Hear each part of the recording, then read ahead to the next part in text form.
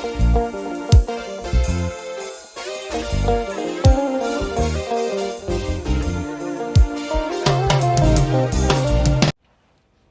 guys, welcome. If this is your first time here, good to see you. It is Bold TV. Alright, so today we're gonna go through this book again, and the title of the book is What Does Trust Mean to You? Okay, this channel basically it's what I do here. I do storytelling, or sometimes just a book review. And today we are going to talk about generalized trust. What does generalized trust mean? And if you check this book on page 31, page 31, they said that generalized trust refers to the belief in whether or not most people can be trusted.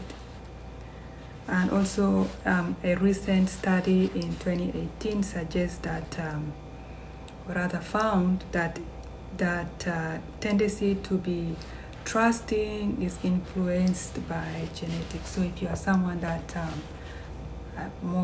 you trust people very quickly, it just means it's genetic. So genetically, you come from the lines of people that like to trust people easily, even though they end up betraying you, but you are not going to stop trusting because it's genetic. But this trust, on the other hand, is not linked to genetics. Okay, and also on still on page 31, a psychologist named Erik Erikson, he developed a theory. Of course, a theory about trust.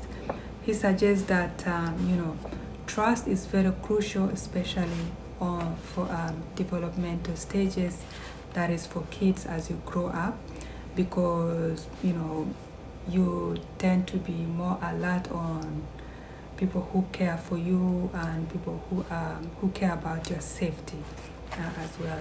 So in other words, trust is very important, and I think in so many previous videos I did mention that sometimes when you hear people talk about trust, some people think that it's only it has to do with relationships, but that is not the case. Trust is actually way fast. It's way bigger than that, and we come across trust every day. And I used several example, in your workplace right now. How did they hire you? They looked at your resume. Resume only means the track record of the history of what you have done before. And then they might follow up with references to confirm if you actually worked in the places you said you worked. And maybe they might ask 1 or 2 questions about those references to confirm if you are who you are, right? And then they're gonna give you that job. But when they give you that job, there is a hidden line that they're not really gonna say, but it's because you are getting that job because of a trust. They are trusting that you say the truth in your resume. They are trusting that once they give you the job, you're going to do a good job. They are trusting that you're going to be a great ambassador to their company. So even though it is not outwardly said, it is actually based on trust. If you go in the supermarket or in the mall or in the store to buy milk, you are trusting that the expiry date in that milk is accurate. You are trusting that the expiry date in that eggs is accurate, right? But probably in some other parts of the world, some countries may or may not actually have expiry date on certain items, but you are still trusting the system. You are trusting that your employer is going to pay you the correct amount of the works you paid for, and everything is based on trust. And I'm sure some of you've worked in companies where if you're working 40 hours, you trust that okay, every 2 weeks or 3 weeks or every month, whichever way it works in your country, that the amount they're paying you is going to be the correct amount. You don't have to really question them that much to say someone is going to, betray that trust. So everything is based on trust. Everything around us is basically based on trust. And the way this psychologist said in this book as well, Erik Erikson, about the theory of development, it's so true in so many ways. Like you have seen even babies rely on trust that if they cry, you're going to get they are able to get your attention. If they are hungry, they're gonna get your attention by yelling. Toddlers, they will roll on the ground, trusting that you're going to, well, not all the time, but trusting that you're going to get them what they want. So many things around trust.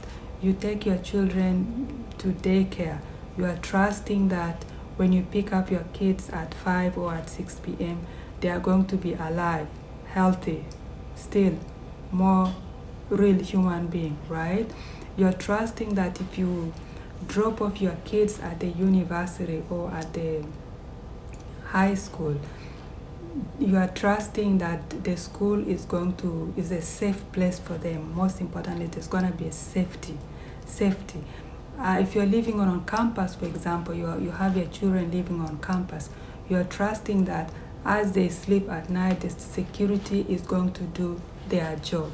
So everything, even though it is not actually said openly, but we are actually surrounded by trust way more than we think of it. We don't talk about trust more often.